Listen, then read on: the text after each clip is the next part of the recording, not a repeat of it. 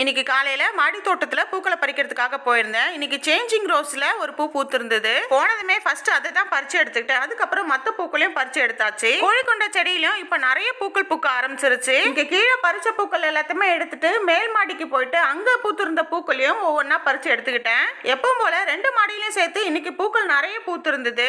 கொஞ்சம் பூக்களை உருளையில போட்டு அலங்காரம் பண்ணிட்டு அதுக்கப்புறம் மத்த பூக்களை கொஞ்சம் கட்டி சாமிக்கு போட்டு பூஜையை முடிச்சுட்டேன். அதுக்கப்புறம் சாயந்தரமா தான் மாடி தோட்டத்துக்கு போனேன். குட்டையில அவங்க அம்மா கூட அவ்வளவு ஜாலியா விளையாடிட்டு இருந்தது. கொஞ்ச நேரம் அவங்க விளையாடுறத பார்த்து ரசிச்சுட்டு அதுக்கப்புறம் மாடியில இருக்கிற சின்ன சின்ன வேலைகள்லாம் செய்ய ஆரம்பிச்சேன். ஒரு சில தொட்டியில தேவையில்லாத களை செடிகள் நிறைய இருந்துச்சு. அது எல்லாத்தையுமே சுத்தமா பிடிங்க எடுத்து கிளீன் பண்ணிட்டு கொஞ்சமா மண்ணையும் கலரி விட்டுட்டேன். அதுக்கப்புறம் 2 மாடியில இருக்கிற செடிகளுக்கும் தண்ணியை ஊத்தி விட்டுட்டேன். செம்பருத்தி செடியில கொஞ்சம் பூச்சி தொல்லை அதிகமா இருந்தது. வேப்பெண்ணெய் சோப்பு கரைசலை ரெடி பண்ணி அதை எல்லா செடிகளுக்குமே ஸ்ப்ரே பண்ணி விட்டுட்டேன். இன்னைக்கு மாடி தோட்டத்துல வேலை கொஞ்சம் ஜாஸ்தியாவே இருந்தது. இந்த வேலையெல்லாம் முடிச்சுட்டு கொஞ்சமா இருந்த மல்லி அரும்பை பறிச்சுட்டு கீழே கிளம்பி வந்தாச்சு.